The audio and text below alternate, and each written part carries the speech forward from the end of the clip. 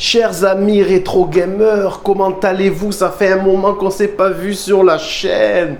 Et oui, et oui, et oui, je ne fais plus de vidéos. Pourquoi? Parce que comme je vous ai dit dans la dernière vidéo, l'une des dernières vidéos que j'ai postées, actualité sur la chaîne, pour ceux qui l'ont vu, je suis actuellement en Argentine, à l'étranger. Donc je ne peux pas vous montrer des boîtes ou vous faire des tests de jeux vidéo, vu que je ne suis pas dans ma game room. Et du coup, aujourd'hui, je parlais avec un ami sur Messenger, et on parlait d'un sujet, et il m'a dit, mais attends, mais ce que tu dis, c'est intéressant et tout, pourquoi t'en parles pas, tu n'en fais pas une vidéo? Et je me suis dit qu'en fait, oui, en fait, je suis con.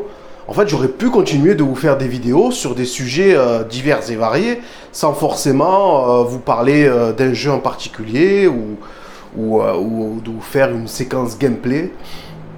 Donc aujourd'hui, j'ai décidé de vous faire une vidéo justement et de vous parler d'un sujet en particulier. Vous allez dire, mais le mec, il est omnibulé par les prix du rétro gaming, des jeux. C'est pas vraiment des prix que je vais parler aujourd'hui. Ce que je vais parler aujourd'hui, en fait, c'est des fantasmes, des prix fantasques et de la fausse réalité, en fait, qui entoure cette pseudo-inflation du rétro gaming. Alors, je m'explique. En ce moment, comme vous avez pu le constater, il y a une inflation, pas seulement dans le rétro gaming, mais dans absolument tous les secteurs, tous les domaines. C'est quelque chose que nous, on ne connaît pas en France, hein. On n'a jamais réellement vécu ça. Et tout le monde met ça sur le dos du Covid ou de la guerre en Ukraine. Oui, je ne savais pas que l'Ukraine, c'était le centre du monde. Mais bon, bref, le Covid, oui, ça a fait un petit peu augmenter les prix sur certains produits au moment du confinement. Voilà, les gens, ils étaient chez eux, ils s'emmerdaient, ils se faisaient chier, ils ne savaient pas quoi faire. Alors, ils ont cherché à acheter des Switch, à acheter du matos de jeux vidéo. Certains ont redécouvert leur jeu préféré d'enfance, se sont mis contre leur gré parce qu'ils étaient enfermés chez eux et qu'ils n'avaient rien d'autre à faire dans le rétro. Mais c'est pas ces 2 mois de confinement, les amis, qui ont fait exploser les prix du rétro gaming. Non, absolument pas. Moi, mon avis, je vais vous dire mon avis concrètement, directement, c'est qu'en fait, il n'y a pas eu d'augmentation. Non, en fait, si vous voulez, les prix sont fantasques, les prix sont fantasmés. Si vous voulez, les gens, ils parlent tellement de l'augmentation du prix du rétro que tout le monde essaye de vendre au prix fort. Plus personne n'essaye de vendre au prix réel, en fait. Et donc, quand on va regarder, par exemple, des listings de jeux, que ce soit sur eBay, Le Bon Coin ou n'importe quel site, non, Le Bon Coin, il faut éviter, c'est de la merde, je l'ai dit, je l'ai parlé, je vous renvoie vers ma vidéo que j'ai fait sur eBay Vinted Le Bon Coin, si vous voulez en savoir plus sur Le Bon Coin. Mais bon, ou même des listings de gens, de particuliers, qui listent des jeux en vente sur Facebook, qui mettent des listings dans des groupes ou dans des forums, tout ça. Généralement, les prix sont vraiment démesurés. Mais les amis, est-ce que ça se vend? C'est la question qu'il faut se poser. Est-ce que les jeux se vendent réellement?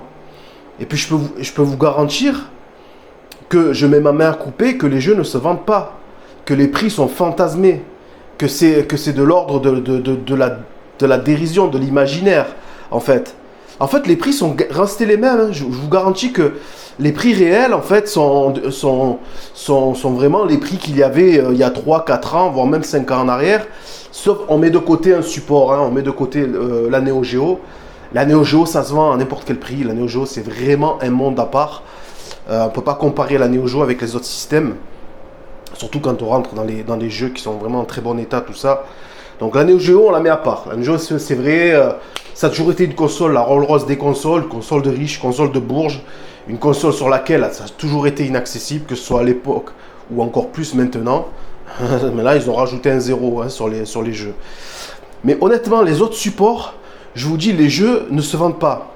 En fait, vous avez des listings de jeux avec des prix démentiels, mais les jeux, ils prennent la poussière, ils ne se vendent pas.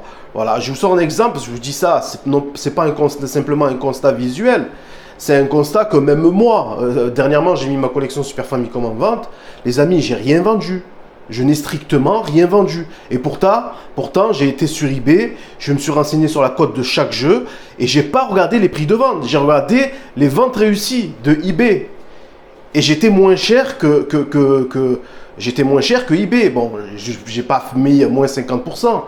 Mais généralement, par exemple, un jeu qui se vendait 140 euros, je l'ai mis 120 euros. Voilà, plus ou moins à état équivalent. Et je vous garantis que j'ai rien vendu. J'ai rien vendu. Sur tous les jeux Super Famicom que j'avais, mais que j'ai toujours, parce que je les ai pas vendus, j'avais, je crois, peut-être une quarantaine, une trentaine, je sais plus. Je suis plus dans ma salle de jeu, je sais plus ce que j'ai. Et donc j'ai vendu quoi? J'ai vendu les jeux les plus rares. J'ai vendu le jeu vraiment que tout le monde recherchait, un jeu vraiment extrêmement rare, tout ça et tout. Oui, celui-là, il est parti, effectivement. Tout le monde ne voulait que celui-là, finalement. Donc j'ai l'impression qu'en fait, que les mecs, vraiment, sur certains produits, si vous voulez, les gens ont déjà ce qu'il faut. Vraiment, sur certains produits, par exemple, moi, les jeux Super Famicom que j'ai mis en vente, ils ne vont ni intéresser le mec qui veut simplement jouer, ou ni intéresser le vrai collectionneur. Parce que c'est des jeux, si vous voulez, qui sont trop chers pour celui qui veut juste jouer, et que pour ceux qui collectionnent réellement, soit ils les ont déjà, soit ça les intéresse pas, tout simplement. Voilà, donc je vous dis, j'ai quasiment rien vendu. Alors, est-ce que les prix étaient trop élevés? Peut-être, je sais pas. Honnêtement, voilà. Donc je constate que j'ai un autre exemple d'ailleurs. En ce moment, il y a un jeu que j'ai mis en vente sur eBay, Super Turrican 2 sur Super Nintendo, en version FAH, c'est-à-dire française, la version la plus rare, soi-disant la plus recherchée. Le jeu, il est mint, mais oui, effectivement, il a un défaut qui est quand même important pour le collectionneur qui regarde à la loupe. C'est qu'effectivement, sur la boîte, devant, il y a un autocollant de Super Turrican qui est dessus, qui cache un défaut, en fait, qui cache sûrement une déchirure, quelque chose. Mais bon, la déchirure, on la voit pas avec un autocollant par-dessus. La cartouche est mint, elle brille. L'étiquette, elle brille. Comment ça s'appelle, la notice, aucun pli, en parfait état. La boîte en parfait état. Et les photos ne rendent pas justice à l'état du jeu, en fait. Le jeu est vraiment dans un état exceptionnel si on ne prend pas compte effectivement de ce défaut qui est rebutant pour les gros collectionneurs. Donc c'est un jeu qui cote à peu près 1000 euros. Alors tout le monde me dit c'est un jeu qui cote 1000 euros, 1200 euros dans cet état et tout. Oui, mais bon, moi, sauf que j'ai ce défaut qui est rédhibitoire pour la plupart des collectionneurs.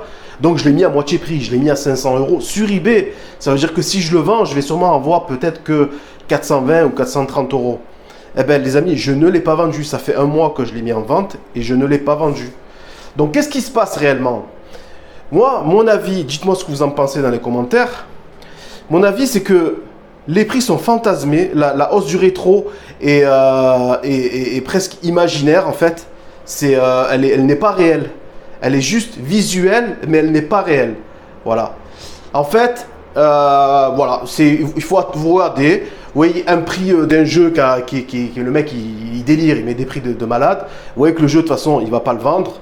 Et voilà, puis après vous faites, si vraiment le jeu vous le voulez, vous faites une offre au prix auquel vous pensez que le jeu cote réellement.